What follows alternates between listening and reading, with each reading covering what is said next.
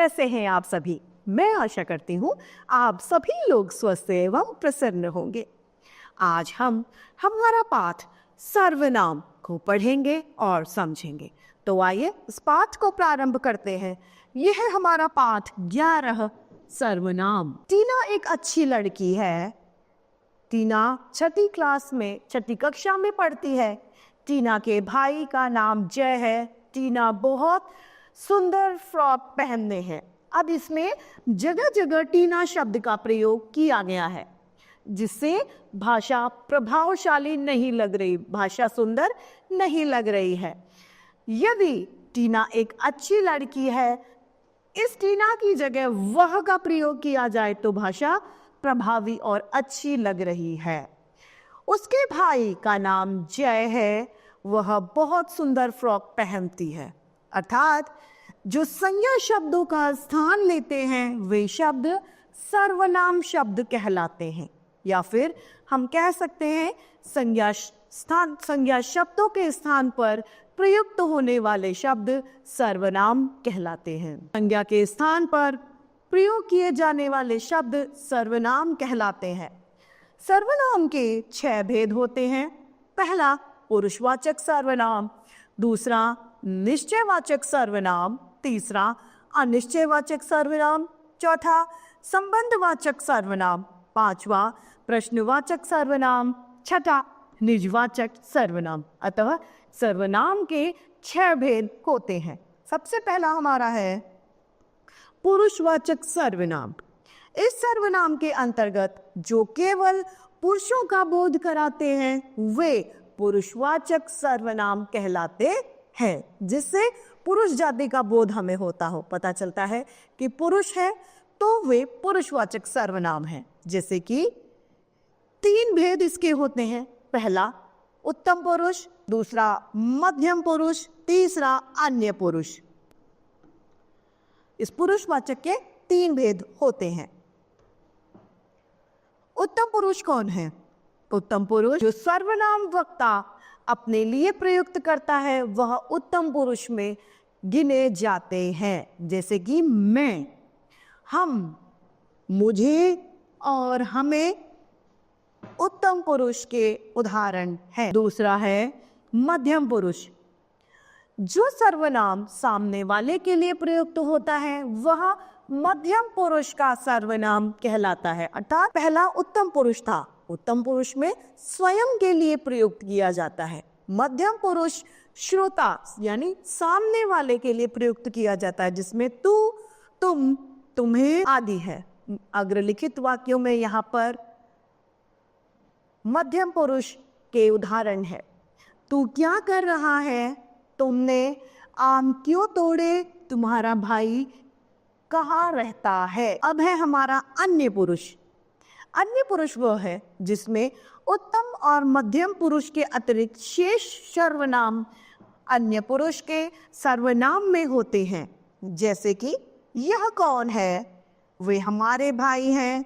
वो जो आया सो चला गया, अपनों ने ही धोखा दिया, इत्यादि।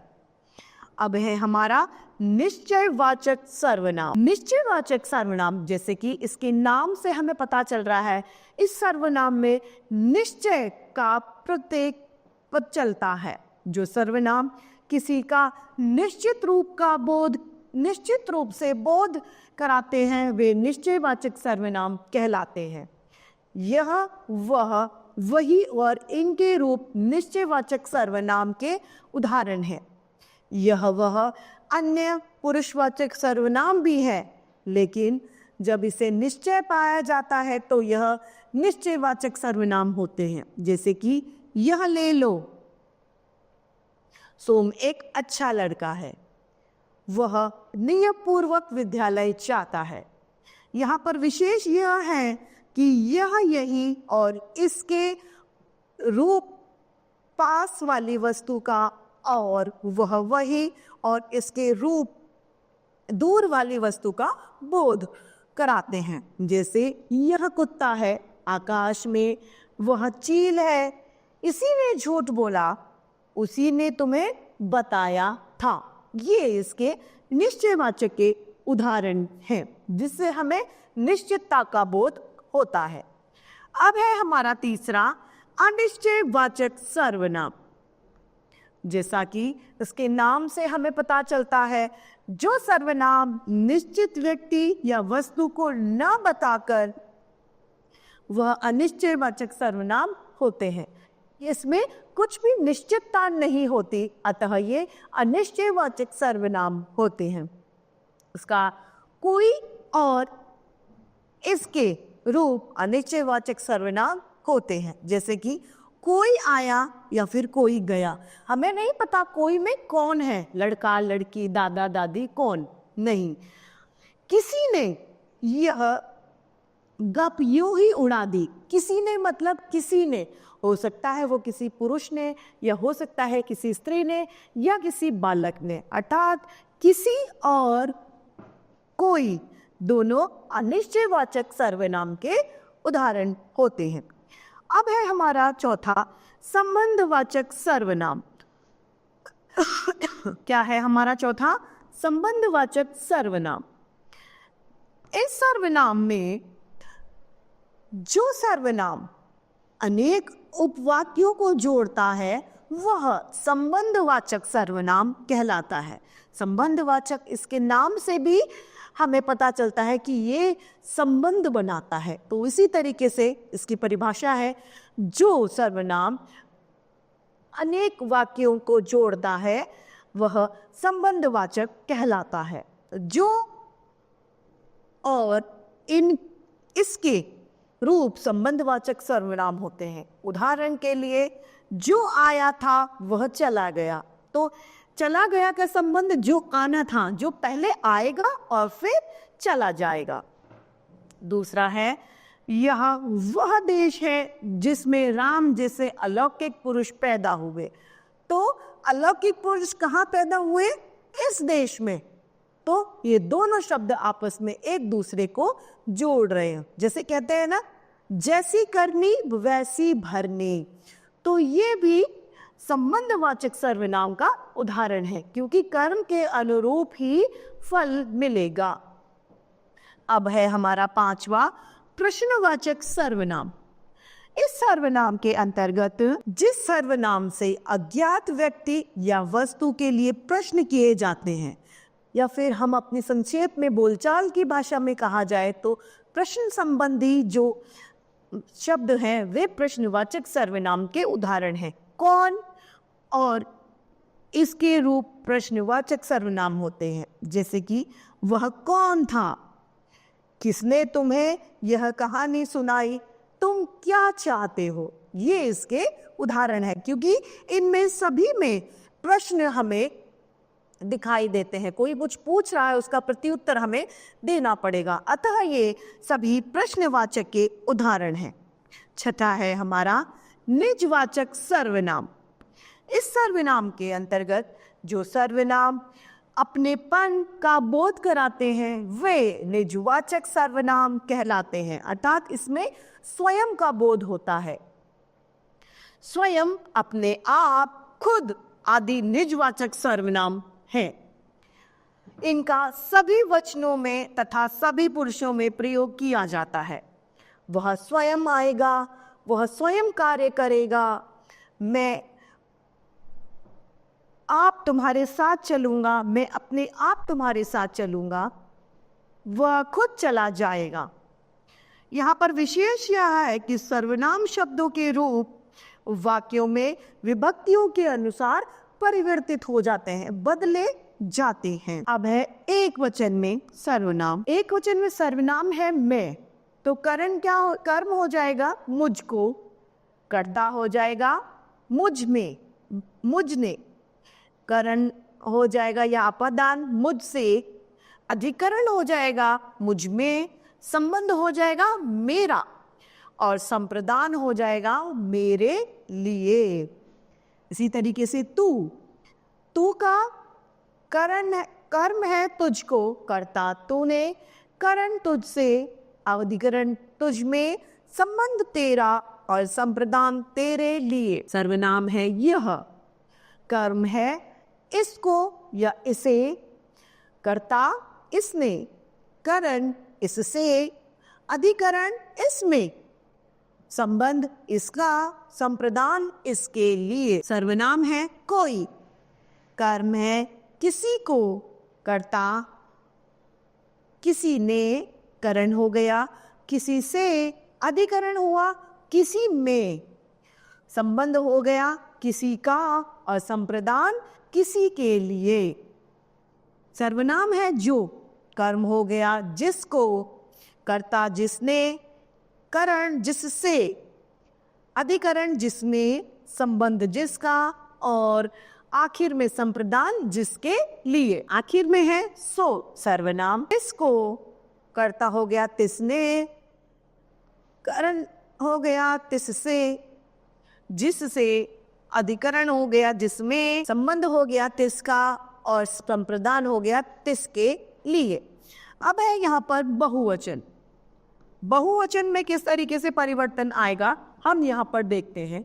बहुवचन, सर्वनाम है हमारे पास में हम, तो कर्ता इसमें हो जाएगा हमने, कर्म हो जाएगा हमको या हमें, करण हो जाएगा हमसे, अधिकरण हम में, संबंध हो जाएगा हमारा और अधिकरण संप्रदान है हमारे लिए। सर्वनाम तुम, कर्ता तुमने, कर्म तुमको, करण तुमसे, अधिकरण तुम में, संबंध तुम्हारा और संप्रदान तुम्हारे लिए।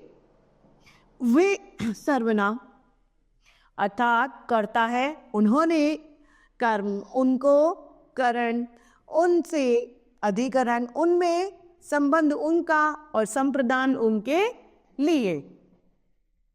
सर्वनाम है कौन, कर्ता है किन्होंने, कर्म किनको, अपादान है किन से, अधिकरण किन में, संबंध है किन का और संप्रदान किन के लिए।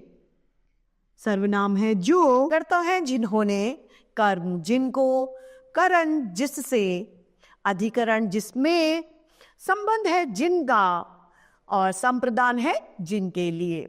आखिर में है सो, सो सर्वनाम करता है तिन्होंने, कर्म तिनको, अपादान है तिनके, अधिकरण तिनमें, संबंध तिनका और संप्रदान है तिनके लिए। इस तरीके से बहुवचन में ये परिवर्तित होते हैं। अब इस पाठ की समाप्ति होती है। आइए इस पाठ के अभ्यास कार्य को हम देखते हैं। अभ्यास कार्य में पहला है सही विकल्प पर हमें सही का चिन्ह लगाना है। क, संज्ञा के स्थान पर प्रयुक्त होने वाले शब्द कहलाते हैं कारक, सर्वनाम, लिंग या वचन तो वे सर्वनाम कहलाते हैं। ख, मैं, हम, मुझे सर्वनाम है उत्तम पुरुष, मध्यम पुरुष, अन्य पुरुष या ये सभी, ये उत्तम पुरुष के सर्वनाम हैं। प्रश्न दूसरा, ग, सर्वनाम के कितने भेद होते हैं? 5, 6, 7 या 8। सर्वनाम के 6 भेद होते हैं।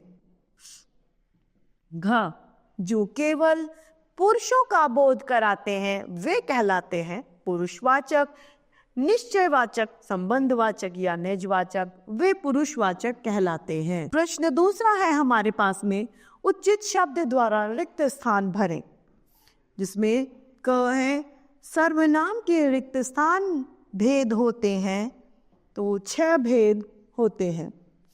ख, में और इसके रूप, रिक्त स्थान सर्वनाम है निजवाचक।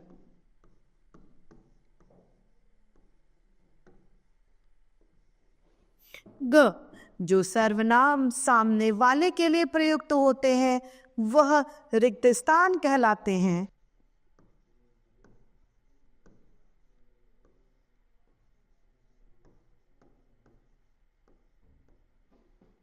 घ, संज्ञा के स्थान पर प्रयुक्त होने वाले शब्द रिक्त स्थान कहलाते हैं। क्या कहलाते हैं? सर्वनाम।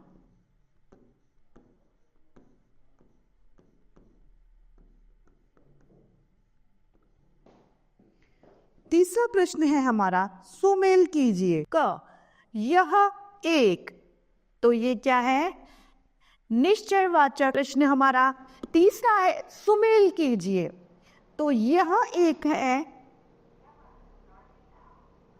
निश्चयवाचक, कोई और किसी है अनिश्चयवाचक, संबंधवाचक है हमारा जो और जिसमें, कौन किसके क्या है हमारा प्रश्नवाचक, स्वयं आप खुद है हमारा निजवाचक। इस तरीके से तीसरा प्रश्न समाप्त होता है। बढ़ते हैं चौथे प्रश्न के लिए। चौथा प्रश्न, निम्न वाक्यों में आए सर्वनामों के रूप शुद्ध कर रिक्त स्थान में पुनः वाक्य लिखें।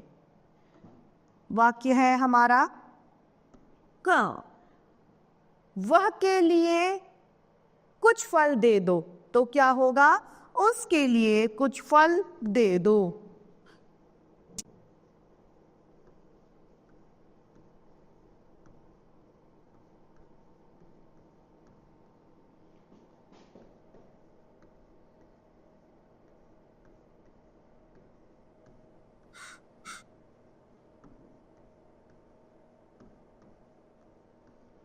दूसरा है हमारा, यह ने मेरी पुस्तक बर्बाद कर दी। तो क्या होगा, इसने मेरी पुस्तक बर्बाद कर दी।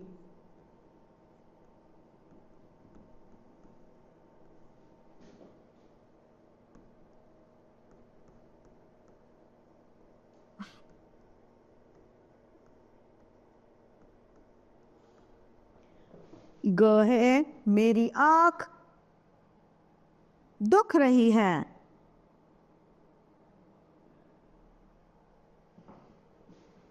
आंख में दर्द हो रहा है।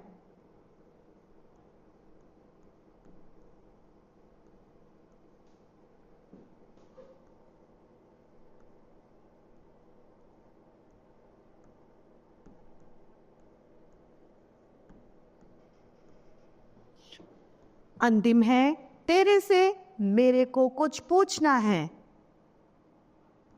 तो तुमसे मुझे कुछ पूछना है।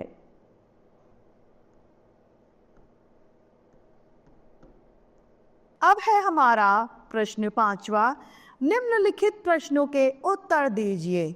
क्या सर्वनाम किसे कहते हैं, इसके भेद भी लिखिए। संज्ञा स्थानों पर प्रयुक्त होने वाले शब्दों को सर्वनाम कहते हैं। सर्वनाम के 6 भेद होते हैं। पहला पुरुषवाचक, दूसरा निश्चयवाचक, तीसरा अनिश्चयवाचक, चौथा निजवाचक, पांचवा प्रश्नवाचक और छठा संबंधवाचक सर्वनाम। प्रश्न का संज्ञा व सर्वनाम में अंतर बताइए। संज्ञा अर्थात किसी व्यक्ति, वस्तु, स्थान, भाव के नाम को संज्ञा कहते हैं, लेकिन सर्वनाम जो है वह संज्ञा के स्थानों पर प्रयुक्त होता है। ये दोनों में अंतर है। ग, पुरुष कितने प्रकार के होते हैं? पुरुष 3 प्रकार के होते हैं। प्रथम उत्तम पुरुष, द्वितीय मध्यम पुरुष, तृतीय अन्य पुरुष। कौन और क्या शब्द कौन से सर्वनाम से संबंधित है? कौन और क्या शब्द प्रश्नवाचक सर्वनाम से संबंधित है। तो इस तरीके से हमारा यह पाठ समाप्त होता है। मैं आशा करती हूँ आप सभी लोगों को यह पाठ भली भांति रूप से समझ में आया होगा। तो आज के लिए इतना ही, फिर मिलते हैं। धन्यवाद।